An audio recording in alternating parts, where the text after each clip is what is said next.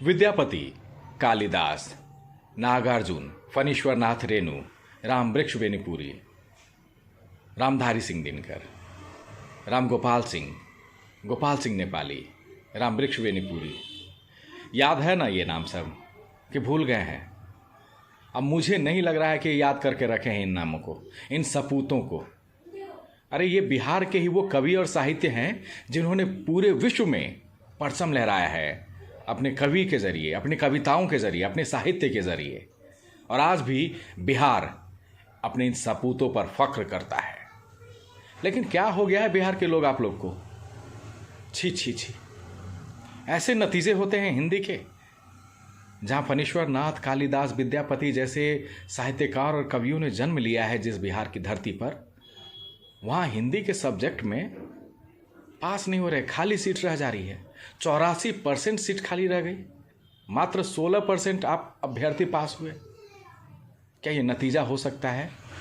क्या वाकई हमने अपने इन सपूतों को अपने जहन में जिंदा रखा है, अपने ज्ञान में जिंदा रखा है, या फिर इतिहास के पन्नों तक में इनको सीमित करके छोड़ चुके हैं?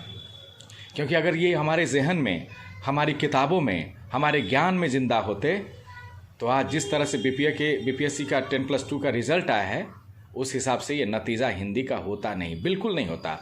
और सही है, अगर इस नतीजों को देखने से पहले स्वर्गलोक की ओर हमारे ये वीर सपूत पधार चुके हैं। और ऊपर से अगर देख रहे होंगे ना आप बिहारियों को, आपके इस नतीजों को, खासकर हिंदी के विभाग के इस नतीजों को, तो शर्म उन्हें भी आ रही होगी कि जिस ज़मीन पर, बिहार की जिस धरती पर उन्होंने जन्म लेकर पूरे विश्व में, ना सिर्फ भारत में, पूरे विश्व में कविता को, अपने साहित्य को जिंदा रखा है, बिहार के नाम को जिंदा रखा है, वहाँ उनके वंशज आज हिंदी में पास तक नहीं हो पाते हैं। 3221 सीट बॉस रखे गए थे हिंदी के लिए, पास कितने हुए? 500, सवा 500, 523, 525 के लगभग में। 16% नतीजे हैं। क्या ये नतीजे हो सकते हैं कि 84% सीट खाली रह जाए हिंदी में 10+2 के लिए? वो फुलफिल ही नहीं हो? क्यों लाठियां खाते हैं आप जाके? क्यों लड़ते झगड़ते हैं? क्यों आंदोलन सालों से करते आ रहे हैं इसी नौकरी के लिए कि जब रिजल्ट आए तो इस तरह से घिनौने इस तरह से आए?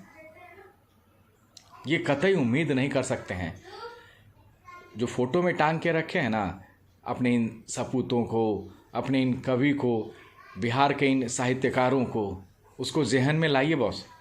बहुत दिक्कत होने वाली है अगर आप इस जनरेशन में अगर हिंदी को इस तरह बदनाम कर चुके हैं बिहार में कि आप नतीजे में अव्वल होने के बजाय नीचे गिर गए हैं, तो शर्मनाक है। आपके नतीजे और आपकी परीक्षाएं अमूमन पूरे विश्व में चर्चाओं में हमेशा से रहता है।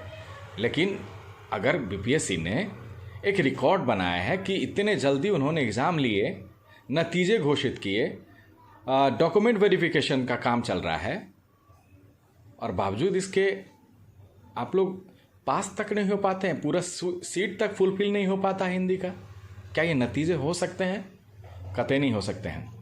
जिंदा रखिए अपने इन सपूतों को, जिंदा रखिए बिहार के इन कवियों को, जिंदा रखिए, क्योंकि ये बिहार की धरती कवियों की धरती रही है, साहित्यकारों की धरती रही है।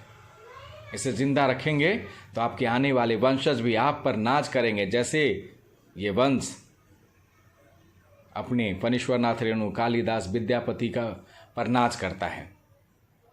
बदलने की ज़रूरत है, बदलाव की ज़रूरत है। और बदलाव जो है आंदोलन से ही हमेशा नहीं होता है, अपने ज्ञान से भी होता है। फिलहाल मुझे दीजिए इजाज़त। शागिर्दी के इस पेज पर बने रहने के लिए शुक्रिया अदा।